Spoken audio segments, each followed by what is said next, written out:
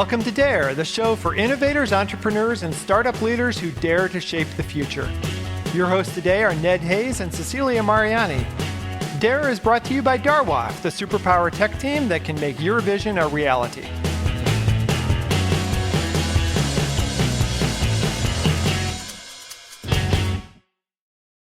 The Dare podcast is super excited today to welcome the co-founders of the agency Cullari Wardell, Barbara Wardell and Ernesto Cullari, and have founded this pretty amazing geofencing ad agency. They come out of an interesting background and have a really interesting set of technologies that we think might be really valuable to people who care about data, who care about advertising, who care about making sales. So welcome to the show today. Fantastic to have you here. Thank you for having us. Thanks, Ned. Pleasure to be here with you. Absolutely, Ned. Thank you. Well, first of all, I should ask, what is this agency all about? We don't talk to a lot of ad agencies. You guys must be somebody unique. We are, and we're kicking ass too. No, sorry. I think we're a little unique among ad agencies because we're so data intensive. But what's most interesting to Barbara and I is that we utilize satellite technology to really identify consumers where they're spending their time, where they're congregating. And then we anonymize their device, we track their device, and then we can send them interest-based ads based on their location. So for example, say you're in a Mercedes dealership and you brought your car for service.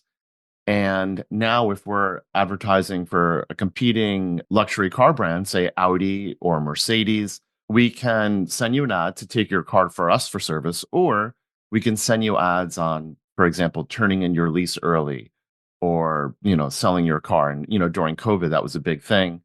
Car companies were reaching out to people because there was a shortage of cars.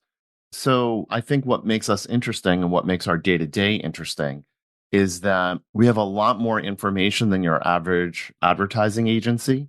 We're able to personalize our communication on behalf of our clients. But most importantly, when they eventually show up at one of our locations, the satellite will ping us, alerting us that a new visit has taken place. And then most importantly, beyond that is on a monthly basis, Barbara and I measure several thousand, up to 5,000 satellite GPS verified visits per month. And that for small business owners is very reassuring because they need to know, especially right now with inflation being so high, they really need to know what they're investing their money in and what the return on investment is. Right. I mean, this is a stark contrast to agencies that are just doing social media. Like somebody visited your webpage, somebody posted on Twitter, and those are maybe some indications of interest. But if somebody is actually physically on the south side of town and your store is on the south side of town and they went to that dealership, I mean, physically being there is a huge indication of interest, right? So the difference in signals is radical. Well, your online behavior and your actual behavior is two different things, because you could look at all day long at a Mercedes car just wishing for it. But if you're actually there in the dealership are looking, that means that your behavior, you're ready to buy or you're looking to buy, not just surfing the internet and wasting those ad dollars on those people who are only surfing.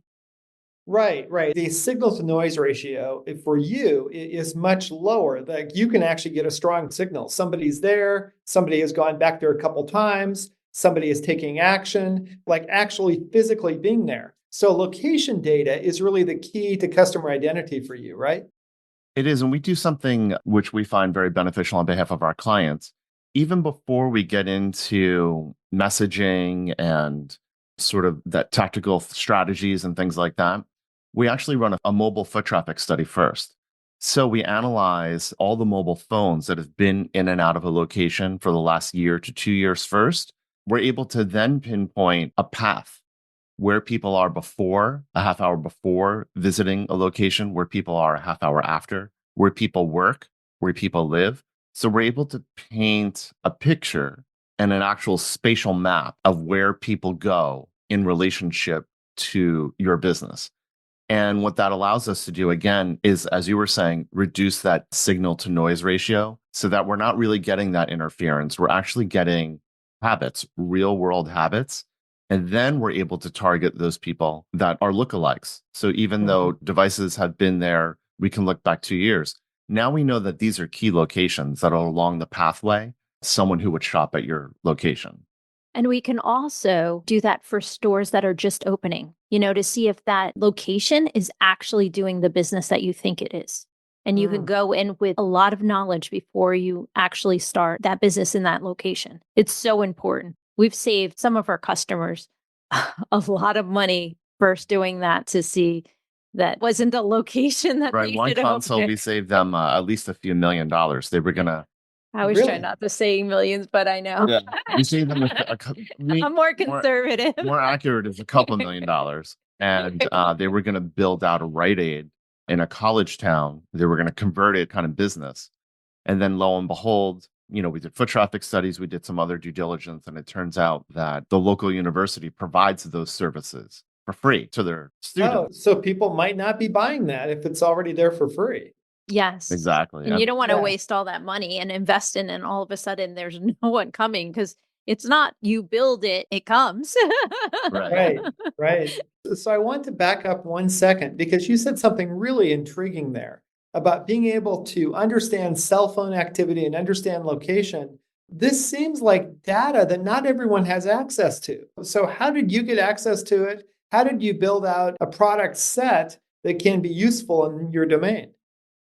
That's a good question. If you look at other business, look at the federal government, for example, they're doing the next generation air dominance weapon plane system, and it's a system of systems. So in an advertising sense, Barbara and I looked at, let's, for lack of a better way to say it, off the shelf technologies.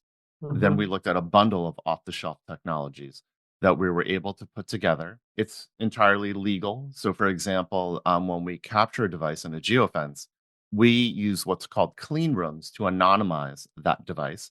So we don't know it's Ned, don't know it's Barbara, don't know it's Ernesto. That's a good thing these days. Right, right.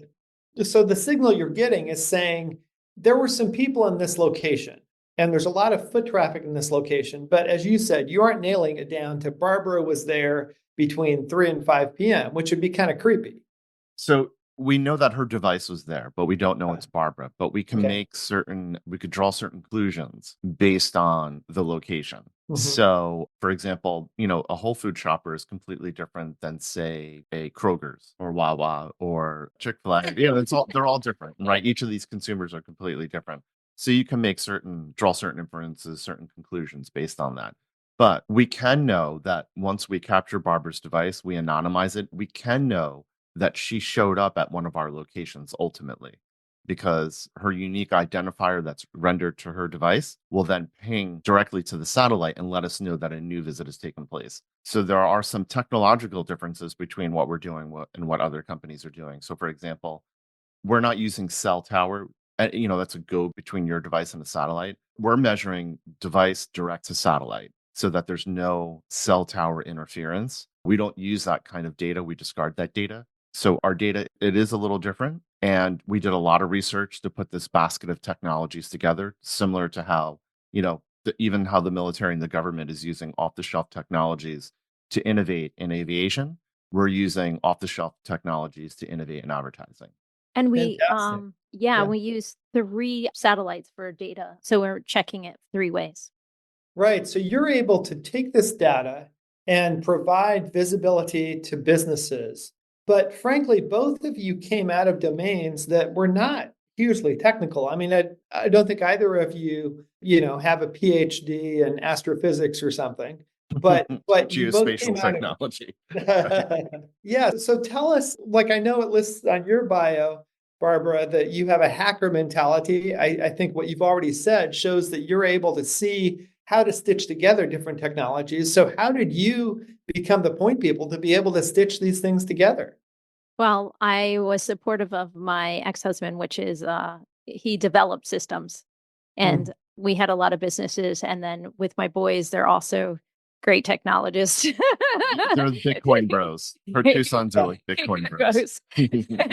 But yes, I started insurance industry, and then I was in specialty medicines for years and built my practice up with my doctors.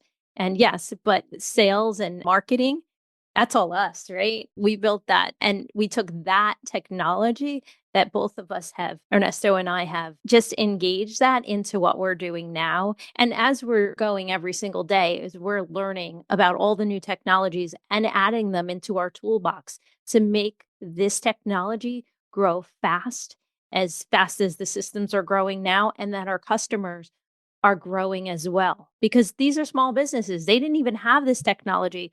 We figured this out, how to bring this at a smaller scale that they could actually engage in this technology and get those customers in. Because with COVID, it was not very nice. We lived down the Jersey Shore. So we saw on one of our favorite businesses, closing, and that was sad for us. So this is what we did. We took all our knowledge and added knowledge that we were learning as we went and came together and figured out how to put this technology together that we could grow these small businesses. And I think we've done an amazing job at it, and it's our passion. So it's great that we're able to do this on this scale. So how long has your agency been around now? So Barbara and I met during COVID, and I was already operating what was Cullari Media. And Cullari Media, we were doing geofencing, and my background. Barbara and I have a similar background. I was a surgical med rep, and I was mentioning, in our talk before we were online, is that I was already doing content, had done TV commercials with the Soup Nazi from Seinfeld. The actor Larry Thomas revitalized that role for the original Soup Man, which is a real brand. Had done tons of commercial photography for the Indigo Hotel and Hint Beauty and different food brands. And that was sort of like that went full throttle in 2015. But as COVID approached, we pretty much lost a lot of that business. And then I had a technical background in medicine. And when I say technical, there's a big relationship between medicine now and technology. When you're a med rep, you really have to understand the technologies, perhaps even better than the physician, the clinician, the surgeon does. So there's a lot of responsibility there. Obviously, you don't want suboptimal outcomes with patients. In my case, I did plastic, general, and orthopedic medical devices in the operating room. So you take that mindset that's highly technical and highly creative, then you mix it with COVID. And then I guess that was like 2019, 2020. So then we decided after meeting at this party, and we were Full seeing face of makeup. I was Scarecrow. I was a pretty darn good Scarecrow, by the way, from the Wizard of Oz. He took my phone. He was like, "Oh, do you got Facebook?" He took my phone. He requested to friend, and then he accepted it when he took my phone. Well, a man's got to do what a man's got to do, Ned. You know what I'm saying? I mean, it wasn't quite caveman where I clubbed her over the head. It was more like. So we've been friends ever since. I was a snow military girl, so I don't think he was going to club me in the head. Gotcha. So as Barbara was saying, we had this background. We saw, I was already running Cullari Media before we became Cullari and Wardell. And we saw, in our area, a third of small businesses were shutting down because of the Orwellian lockdowns. Yeah. So our way to screw the man back was putting this basket of technologies together to bring people back into small business locations. And as Barbara was saying, this is a technology that Burger King, Chipotle, and Fortune 100 companies were using to bring people in the door and to compete against each other. And we figured out ways to take these technologies. Actually, it was more than what Burger King and Chipotle were using. We added on technologies that they weren't even using. And we came up with a way to make this affordable for any small business. So at least any small business should be budgeting for advertising. And while certain things are important, as you mentioned before, Facebook, that's somewhat important. Meta, those products are somewhat important. Google has its importance. But if you own a retail location or if you have an app that requires download for people to do business with you, geofencing is very aggressive. And we saw that, we recognized it, and we put it into action. Fantastic. Yeah. So what's next for your agency? What's coming down the road? We're on the process. It's actually just in development, but we're doing a platform for our reporting system. We're working on that now so that it's real time. So our customers can go online and look into the system and see what their performance on their ads, what ad they saw, where the people are coming from. And then a little bit down the road, should I say? I think we could say because sure. Okay. We're also we're developing a self-serve platform as well. For the Fantastic. customers, for the littler ones, businesses that want to try to do it on their own, we're going to give them a really in-depth way of doing it on their own. Just to be really clear about this, so in the future, you'll provide the capability for a business to come on, get their information up there, and begin to understand customer behavior without having to go through a middleman per se. They can start to actually see their customer behavior in real time. Yes, and what's important about that is there's so much data in this reporting that we offer. As Barbara alluded, you have information of what ad they saw, what virtual fence we drew by hand that customer walked into before coming to your store. We're able to see what ad creatives are working. We're able to see if that customer is a new customer or a repeat customer, how many times they came back. So and we're able to see the whole universe of targets. So let's assume that we drew 100 plus custom virtual fences, right, by satellite. So it's very important for a business owner to see, like, okay, I'm getting X amount from competitors. And then what's interesting is they're able to see, like, wow, I didn't realize that, say, as a jeweler, say we own a jewelry store, that high-end liquor stores, for example, might be a location that someone goes to before and after, or they may not realize that a Pilates locations or hot yoga locations are associated with their customer. Then they get a more in-depth understanding of who their clientele is. And then, so that's the first thing, is that it's very valuable, not just these reports that we put together for them, but for them to have access to the raw metadata, from the higher level information all the way down to the nitty gritty. And then we wanted to put a system together where people, were able to set up their own ads and not need us, because some businesses can't afford to hire an agency. So we wanted to put it together so that even the very smallest of businesses can dip their toe into the location data universe and realize that on even small budgets, you can do amazing results. Actually, Barbara pulled up a case study, because what good is talk without good information? So we're looking at, this is a Spanish ad for a business, and they spent $4,606.18. That's basically about a 4-month campaign. They got 1,152,883 impressions. Their cost per visit was $181, which is amazing. So $1.81 per visit. That is really great. I mean, your margin would be fantastic if you got the door. Yeah. Yeah. So in the first part, they got 71 visits. And then in the next month, they got 501. And then the following in April, they got 454. So you see the graph. You see how many satellite verified customers that are coming in their door. So, and then if you look down to the graph, we'll go down to the we'll go to campaign conversions. You'll see that the number one, which is the ESP, that's the Spanish. You look over to new campaigns, 920 came in out of the 1,326. And if you look down more, you'll see all the ads that we placed. See, these are the geofence performance. Okay, so like number one is a restaurant called M Rancho. They had 3,215 impressions. And then if you look over, total visits was 183 just from there. So these are the detailed reports that we do when we give our customers every week. They get a report every week of where their performance is. So they're watching it as it grows. So I'm going to bring it back to new campaign converters. Okay. So if you see, Barbara was talking about, there's 2 types of tactics we run. One is geofencing, which is highly surgical, and one is addressable geofencing, which is based on demographics. And we have independent reporting, and that allows us to measure through 2 different systems. The graph up top that was very blurry because it was in yellow, that was a 1-to-1 measurement of an ad served and a person who came in. On this graph right here, this is a measurement of all new people versus repeat people.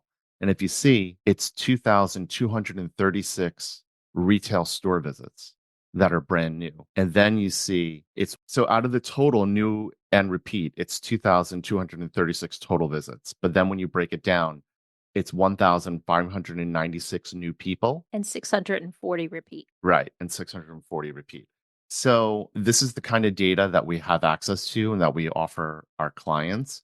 And for us, this is game changing. I ran for US Congress in 2012, Mhm. and our first campaign were Facebook campaigns. Mm. And so when you're trying to get out the vote, you're trying to understand how many people you can motivate to go out and vote for you. Facebook just fell short.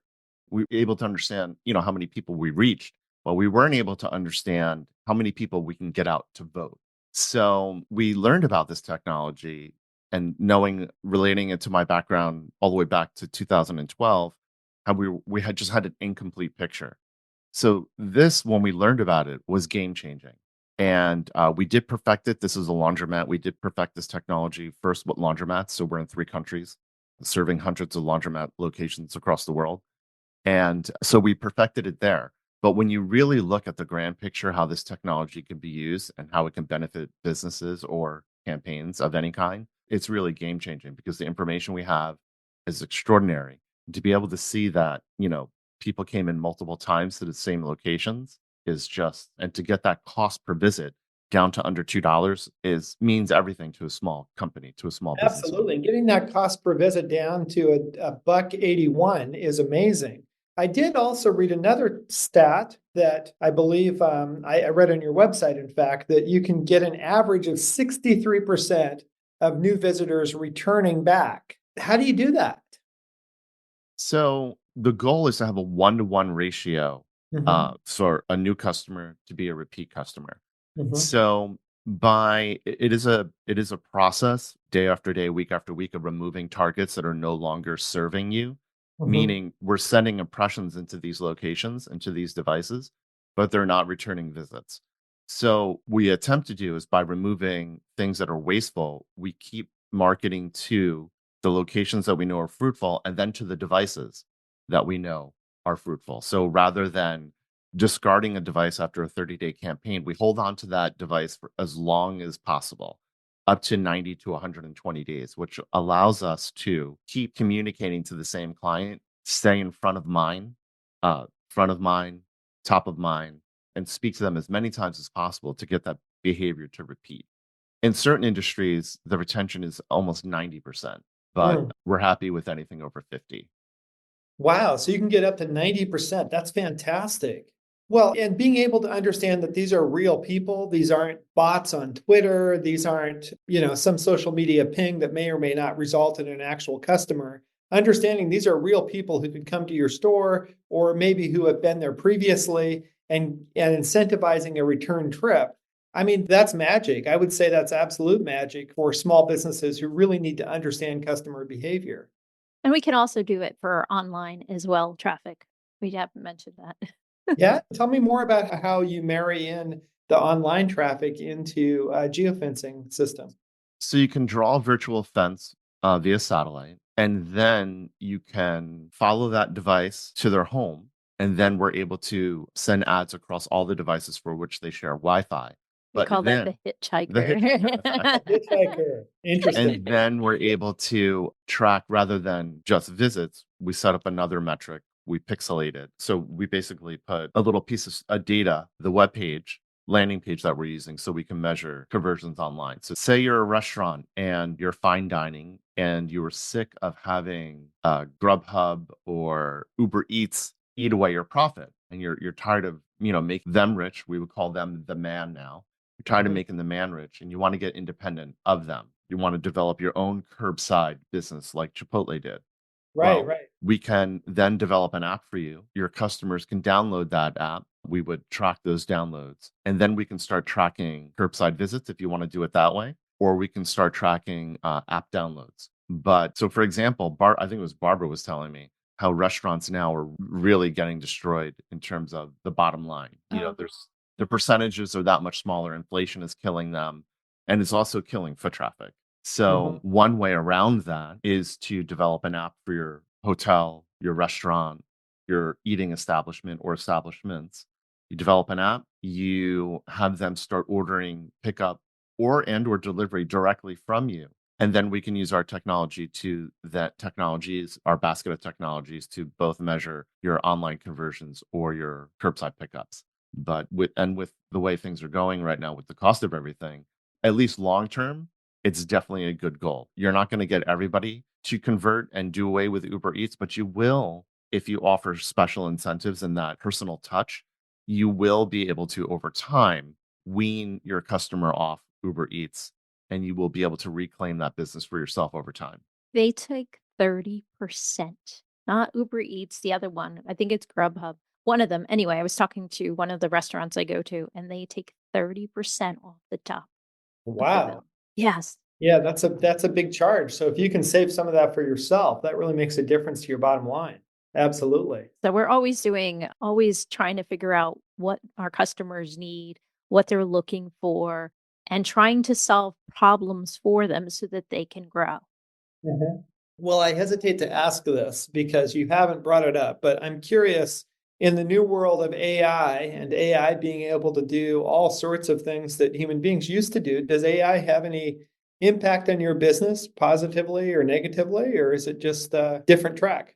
So sometimes I get really lazy because we don't outsource our creative work. We Uh-huh. don't outsource tactics and strategies. And when it comes to creating ads in multiple languages, sometimes I get lazy and I don't want to use my brain to convert something from English to Spanish. So there are great platforms out there that are free. They're not free, but they're subscription.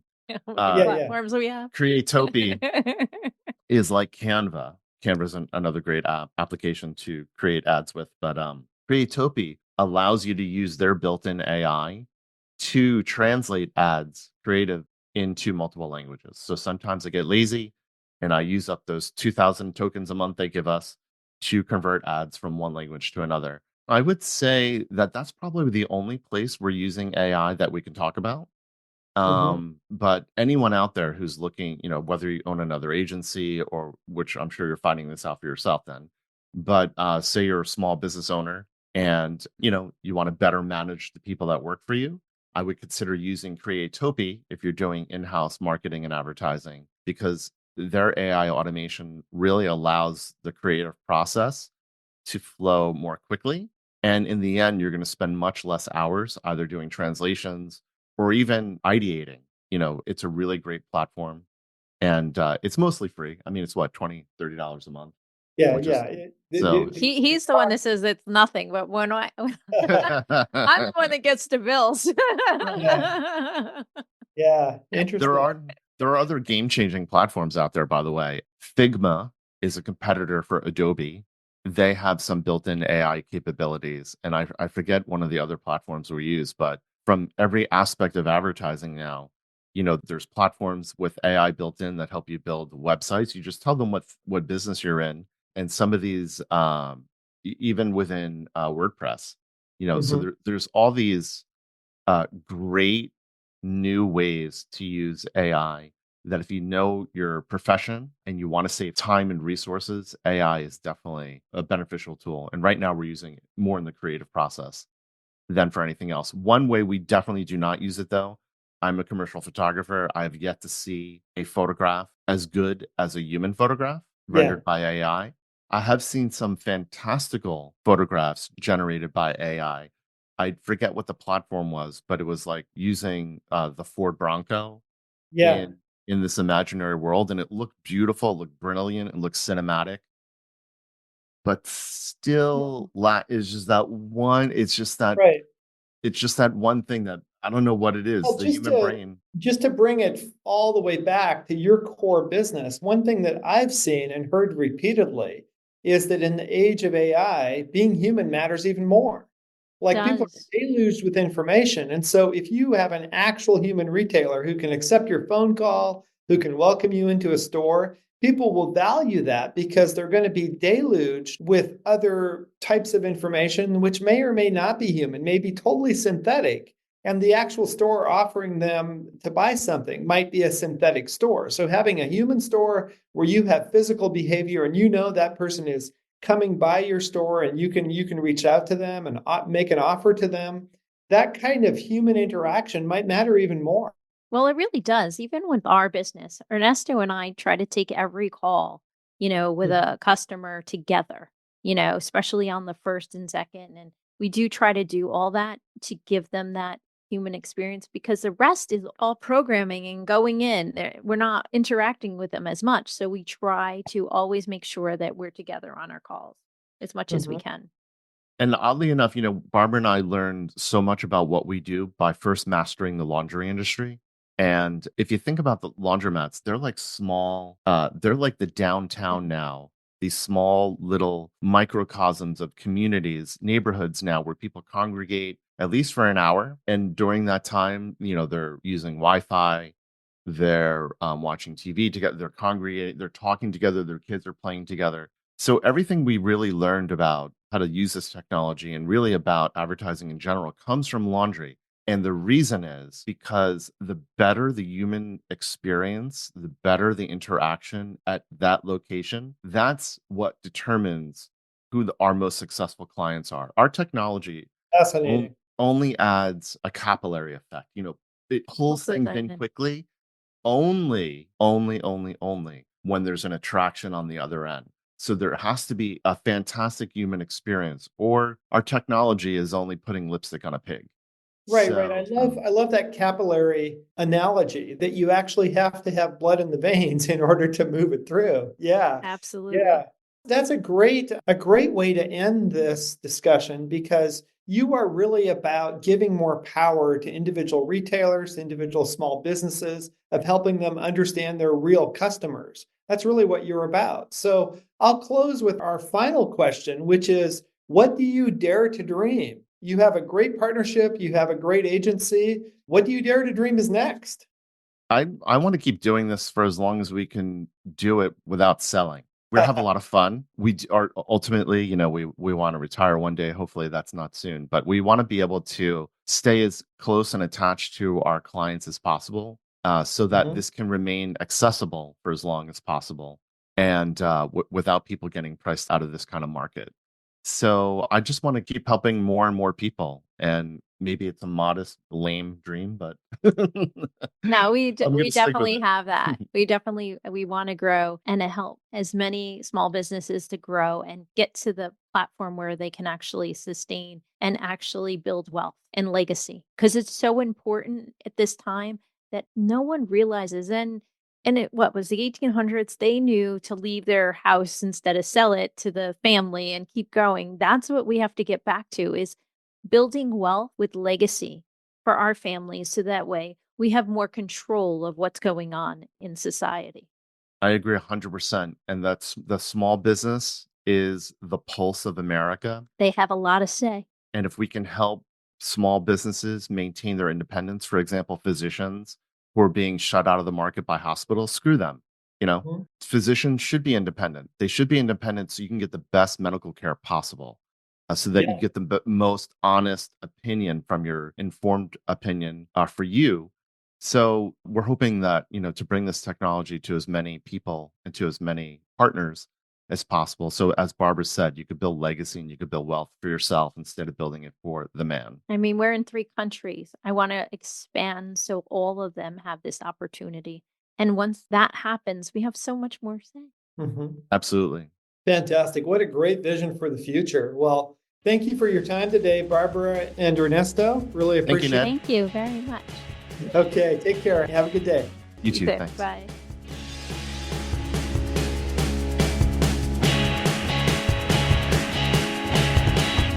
Thanks to our guests today for their great insights on DARE, the podcast for innovators, entrepreneurs, and startup leaders.